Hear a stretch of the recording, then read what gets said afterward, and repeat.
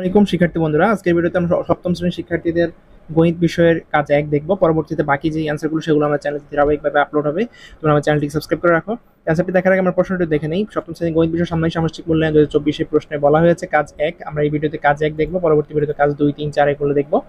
তো কাজ 1 এ বলা হচ্ছে সাশ্রয়ী হয় সঞ্চয় করি।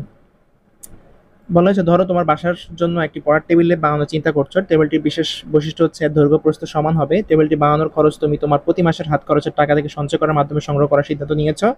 সঞ্চয় আমি তাড়াতাড়ি পড়ে যাচ্ছি। সঞ্চয় করার ক্ষেত্রে শর্ত হলো প্রথম মাসে যত টাকা সঞ্চয় করো দ্বিতীয় মাসে তার দ্বিগুণ এবং ঠিক তত গুণ টাকা সঞ্চয় করতে হবে। প্রত্যেক মাসে এভাবে আগের মাসের সঞ্চয়ের সাথে গুণ হবে। যেমন এই যে এভাবে গুণ করতে 3 × 3 3 স্কয়ার = 9 এভাবে সঞ্চয় করতে হবে।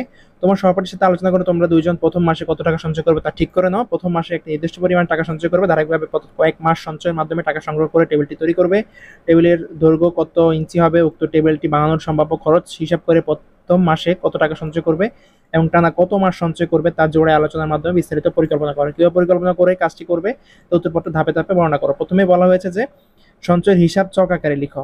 প্রত্যেকে নিজের সঞ্চয়ের হিসাব চক আকারে লিখতে হবে। তো এটা অ্যান্সার আমরা কিভাবে লিখতে পারি? কাজ 1। আমরা এই ভিডিওতে কাজ 1 দেখবো, পরবর্তী ভিডিওতে বাকি কাজগুলো দেখতে থাকবে। তোমরা আমার চ্যানেলটি সাবস্ক্রাইব করে চ্যানেলের ভিডিও সেকশনে এসে বা ক্লাস 7 প্লেলিস্টে এসে দেখতে পারো। সাশ্রয়ী হই সঞ্চয় করি, জোড়ায় কাজ নির্দেশনা। প্রথমে এক কাজ একে বলা হয়েছে চক আকারে লিখো। তো টেবিল 1 লিখে লিখতে পারি টেবিল তৈরিতে আমার প্রয়োজন লাগবে 3125 টাকা ধরে নিলাম। হ্যাঁ, সঞ্চয়ের হিসাব চক আকারে, এটা ছক হবে, চক আকারে নিম্নে দেওয়া হলো। এই কলামে থাকবে মাস, এই কলামে থাকবে সঞ্চয়ের টাকার পরিমাণ। প্রথম মাসে কত? 5। দ্বিতীয় মাস 5 × 5, যেহেতু আমাদের সূত্র বলছে পরবর্তী মাসের সাথে 5 গুণ হবে। দ্বিতীয় মাস 5 × 5 25। তৃতীয় মাস আগে যেটা ছিল সেই মাসের 5 গুণ, সেই মাসের সাথে আবার এই সংখ্যা দ্বারা গুণ। তার তৃতীয় মাস 25 × 5, তার মানে 25 কে 5 দ্বারা গুণ করলে 125। চৌথ মাস 125 এর সাথে 5 গুণ, তাহলে কত? 625। পঞ্চম মাস কত হবে? 625 এর সাথে আবার 5 গুণ, তার মানে 3125, মানে 3125 টাকা। পরবর্তী প্রশ্নে বলা হয়েছিল সংখ্যাগুলো কি ছকের মাধ্যমে সূচক আকারে প্রকাশ করা যাবে? ব্যাখ্যা দাও।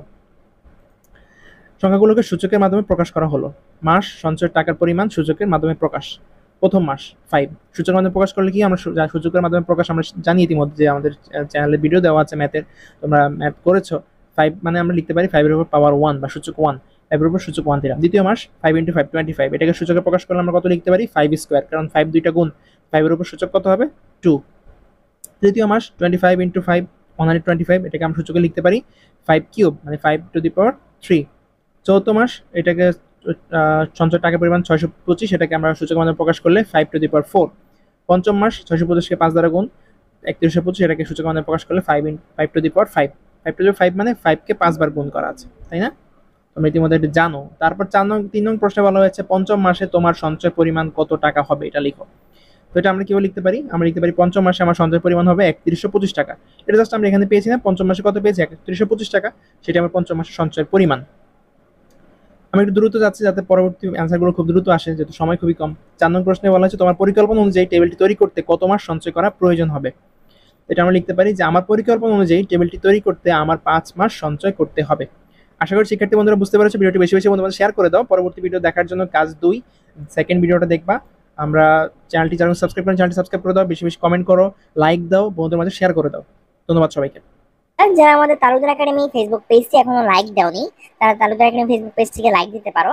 তোমরা ফেসবুকে গিয়ে তালুকদার একাডেমি লিখে সার্চ দিলে তোমরা আমাদের এই পেজটি পেয়ে যাবে। এটি 39,000 লাইকস এবং 88,000 ফলোয়ার্স একটি পেজ। তোমরা এখানেই তোমাদের মূল্যায়নের সকল কার্যক্রমের বিষয়ে প্রশ্ন করতে পারবে এসএস অপশনে গিয়ে, এবং আমাদের বেশ কিছু মজার মজার রিলসও আপলোড করা হচ্ছে এবং ভিডিওগুলো আপলোড করা হচ্ছে, তোমরা চাইলে দেখে নিতে পারো। অনলাইনে কেনাকাটা করতে পছন্দ করো, দারাজের একটি গ্রুপ আমাদের খোলা হয়েছে, তোমরা চাইলে এই গ্রুপে যুক্ত হতে পারো। গ্রুপের লিংক ভিডিও ডেসক্রিপশন বক্সে দেওয়া থাকবে। তো দারাজের এই যে টেলিগ্রাম গ্রুপটি, দুটি গ্রুপ রয়েছে, একটা টেলিগ্রাম একটি হোয়াটসঅ্যাপ, যেকোনো একটা যুক্ত হয়ে দিলে পারো। এখানে তোমরা দারাজের কখন কোন অফারটি দেয়, কখন কোন অফারে তোমরা ভালো সুযোগ নিতে পারো। যেমন এখানে একটি দেখতে পাচ্ছ, এখানে একটি দোলনা রয়েছে, এটি 1150 টাকা দাম, কিন্তু তোমরা চাইলে 225 টাকা কিনতে পারো। সেটি কিভাবে কিনতে পারবে, কখন এই অফারটি থাকবে, কতজন এই অফারটি নিতে পারবে, সে সম্পর্কে বিস্তারিত এই গ্রুপে বলা আছে। তোমরা চাইলে এই গ্রুপে যুক্ত হয়ে যেতে পারো।